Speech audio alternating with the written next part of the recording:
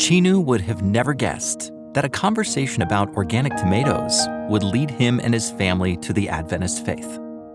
He met a Seventh-day Adventist at his job, and they often ate lunch together. His new friend noticed that every time they went out to eat, Chinu threw his tomatoes to the side. So he began talking to him about the value of nutrition and health. I just lost my best friend, was just in a really tough place. Health-wise, I was just in a terrible condition. And that's when I had met one of my very good friends today, and he shared with me the health message. It wasn't long before Chinu was studying about health and the Sabbath. His family began keeping the Sabbath by going on walks and having worship in nature. They did this every week. Hickory, North Carolina was once a textile town that developed a large immigrant community who came to work. One of the largest groups was the Hmong from Southeast Asia. When manufacturing jobs moved overseas, a large number of workers left Hickory. However, the Hmong population stayed. The Hickory Korean Adventist Church's numbers had dwindled. The few members left noticed their Hmong neighbors and decided to plant a church. Their goal was to eventually give their space to a future Hmong congregation. As I was in between jobs, I was doing interpreting on the side. I received a phone call one day from a pastor at the Korean SDA Church in Hickory asking for a Hmong interpreter to teach them how to speak Hmong. So Chinu's family attended an Adventist church for the first time.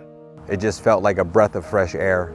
It just felt like just this immense pressure just taken off of, it was like my spirit felt so free that first time that we were able to worship. Even just the Korean church members that were there, their character, it actually reflected Christ because they were so friendly and so kind and welcoming that we just felt like we belonged there. And it just felt like it was right. It was where our family needed to be. The family had always been active members of another church. They continued to attend both churches for a while. Eventually, Chinu and Gina were overwhelmed. We had a lot of connection, a lot of friends, and we were leaders of a small group, and we didn't want to just leave them behind. Chinu and Gina earnestly asked God to reveal where they should be. First thing we said was, if anyone ever asks us to choose between one or the other, we know which decision we know where we need to be. The next day, their former pastor asked them to hurry up and come back full-time to the church. And we kind of just looked at each other and said, thank you, God, for the answer. Yes. The Korean elders believe God is calling them to help plant a Hmong congregation, and they are committed to supporting in any way possible. Church elder Daniel Kim, a recently retired electrical engineer, and his wife Myung have moved away to Georgia to care for her parents. But they drive 6 to 7 hours round trip every Sabbath to support the Hmong church plant. We feel like a part of something important.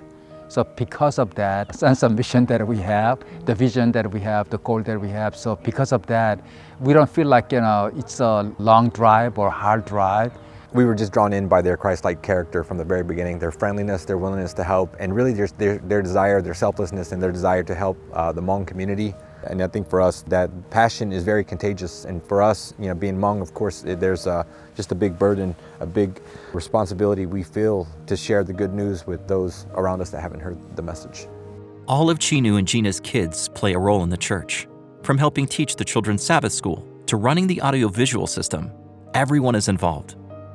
Even Cadence, the youngest, turns the lights off to watch Mission Spotlights and back on afterward. There is still much to do for this Hmong church plant in Hickory. We invite you to pray as the work continues.